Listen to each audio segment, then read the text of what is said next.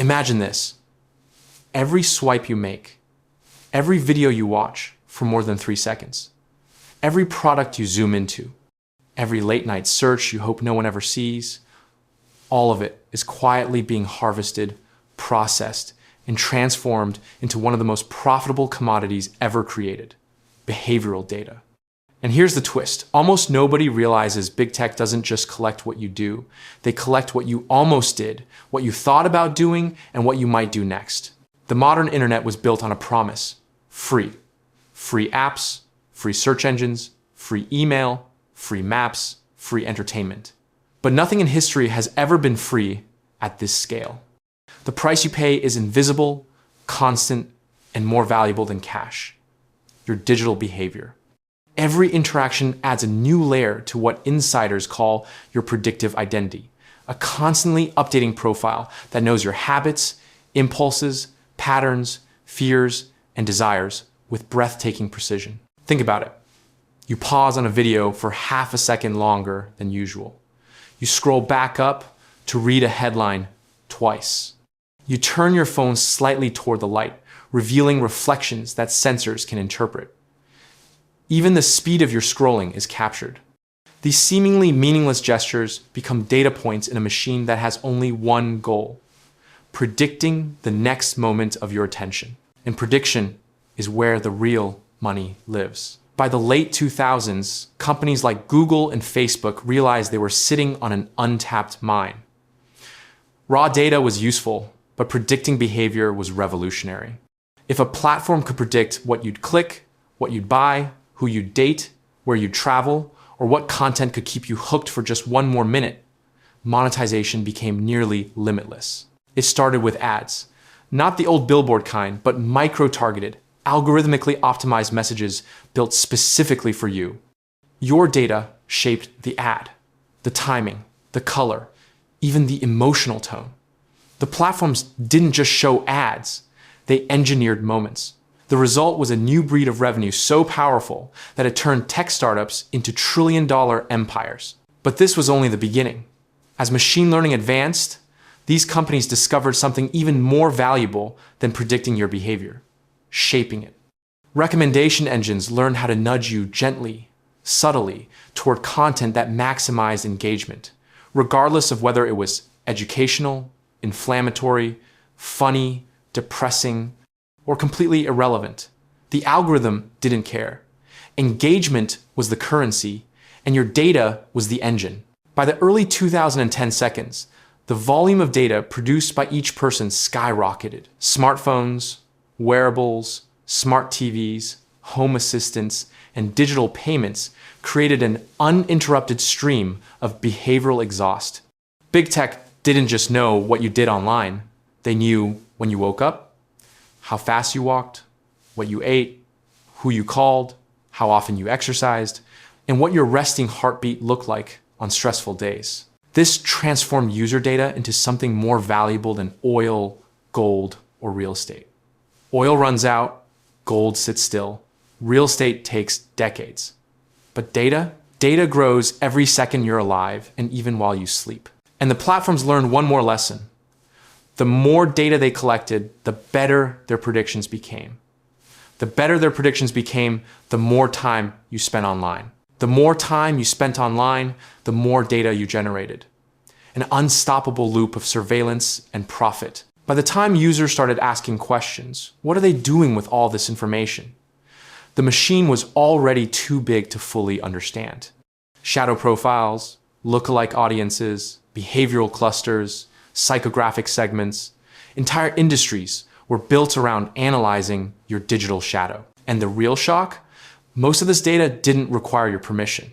Many of the most valuable signals come from passive collection, the parts of your interaction you don't see.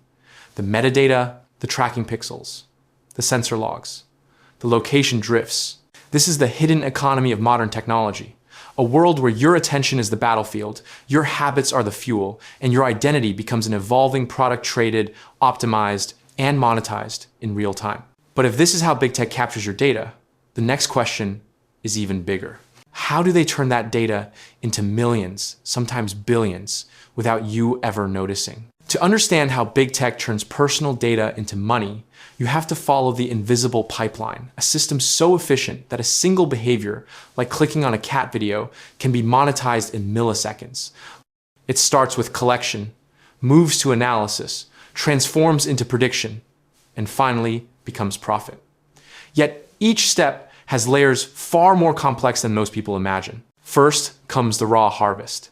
Apps and platforms collect thousands of signals per second. What you tap, where your finger hesitates, the time of day you're most active, your location accuracy, how long it takes you to respond to notifications. Even your phone's motion sensors reveal patterns. Are you walking, lying down, commuting, or pacing nervously? This raw data is useless on its own, but once it enters the processing layer, it transforms into something powerful. That processing layer is where machine learning models crunch your digital behavior. They identify correlations you'd never notice, how your shopping habits change when you're tired, which thumbnails you click when you're stressed, which topics trigger longer watch times, which colors influence your decisions. AI models detect patterns so subtle that humans could never pick them out manually. Then comes the prediction stage, the beating heart of big tech's business model. These prediction engines estimate not just what you'll do next, but how likely you are to click an ad, buy a product, finish a video, subscribe to a service, or rewatch similar content. Platforms run thousands of microsimulations in real time, adjusting what you see based on the probability of keeping you engaged for one more minute. That extra minute is money, sometimes a lot of it. Advertisers don't pay for your attention. They pay for your predictability. They pay to reach people who just searched for hiking gear and paused on travel vlogs for longer than average, or parents likely to buy educational toys in the next 48 hours. And these are not guesses. They're statistical certainties created from millions of data points across billions of interactions. But prediction is only one side of the equation. Influence is the other. Recommendation algorithms are designed not just to reflect your preferences, but to reinforce them, amplify them, and in some cases, steer them. If the system predicts you might like a certain type of content, it keeps showing you more until liking becomes habitual. If it predicts you might buy something, it surrounds you with subtle nudges that make the purchase feel natural. This is why platforms don't need to read your messages or listen to your microphone. They don't need to violate privacy in obvious ways. The metadata alone is enough. Your routine becomes a mathematical pattern. Your behavior becomes a commodity. And the more predictable you are, the more profitable you become. Now enter the ad exchanges, the lightning-fast marketplaces where your data is auctioned in real time. When you load a web page or open an app, dozens of advertisers compete for your attention in less than 100 milliseconds. They see your profile, your interests, your likelihood of clicking, your demographic cluster, and they bid accordingly.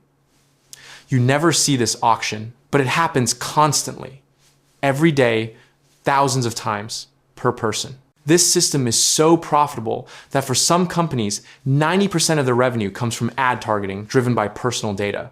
Entire industries depend on predicting your next decision. Retailers spend billions analyzing what will make you shop more.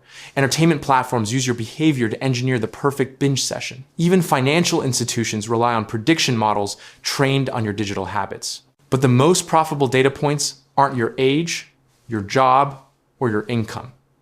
They're your emotions. Platforms track which content spikes your heart rate, frustrates you, excites you, or calms you down. Emotional prediction is far more valuable because emotions drive impulsive behavior, and impulsive behavior drives profit.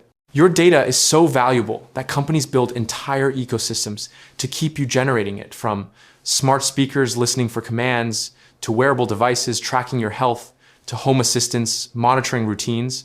The more devices you use, the more complete your behavioral fingerprint becomes. But there's one more step in this pipeline, the step big tech would rather you never think about. Because after your data is used to predict your behavior, influence your decisions, and sell hyper-targeted ads, it doesn't just disappear. It becomes part of something even bigger, a long-term behavioral model that can shape future algorithms, future products, and future technologies. Your data doesn't just earn big tech money today. It teaches them how to make even more money tomorrow. So now we know how big tech collects your data, analyzes it, predicts your behavior, and sells that prediction for profit. But here's the final twist, the part almost no user ever considers. Your personal data isn't just used to target ads or recommend videos. It becomes the foundation for entire strategic decisions, product designs, interface layouts, AI training models, and even billion-dollar acquisitions. Think about social platforms. They don't redesign their apps based on aesthetics. They redesign them based on data. If moving a button 2 millimeters increases engagement by 0.3%, that's billions of dollars over a year. If adjusting the color of a notification increases open rates, the whole platform updates instantly. Every pixel you see is optimized for one thing: extracting more behavioral data with less friction. Behind the scenes, tech companies run constant A/B tests on millions of users without you even realizing it. Version A might show you a longer timeline, version B might show more ads. Version C might test a different color, and the algorithm quietly watches which version makes you stay longer, which version triggers more scrolling, which version produces more monetizable behavior. Your reactions become Vote's invisible ones, shaping the platform's future. Now consider product development. When a company creates a new feature, they don't rely on creativity or intuition. They rely on the mountains of data collected from users just like you.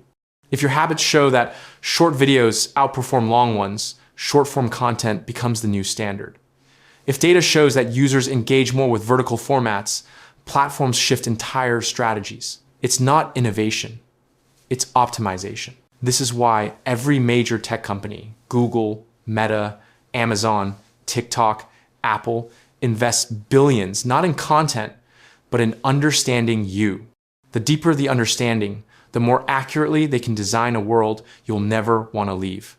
A world where everything is frictionless, personalized, and subtly addictive. And here's the most surprising part. Your data helps build the very AI models that shape modern technology.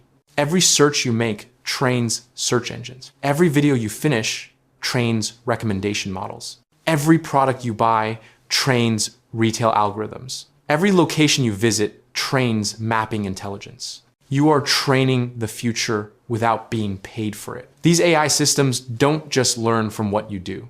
They learn from what billions of people do. And once trained, they become incredibly valuable assets. Assets that big tech owns entirely. Your contributions become insights. Your habits become data sets. Your digital shadow becomes a blueprint for predictive technology. This is where the money multiplies. Once a company has enough data, it gains a competitive advantage so large that new competitors can't catch up. Data becomes a moat, a barrier protecting tech giants from disruption. A startup can copy a product, it can copy a design, but it cannot copy 20 years of behavioral data from billions of users. Your data doesn't just make big tech profitable, it keeps them powerful. And yet, despite all of this, most users still believe they're in control. They think they choose what they watch, what they buy, what they search, what they like. But the truth is more complicated. Algorithms optimize your environment to guide you toward behaviors that are profitable, not necessarily beneficial. If outrage increases engagement, you'll see more outrage. If fear increases engagement, you'll see more fear. If comedy increases engagement, you'll see more comedy. The system doesn't care. It only tracks the outcome. This creates a feedback loop where the content that makes you react becomes the content you see.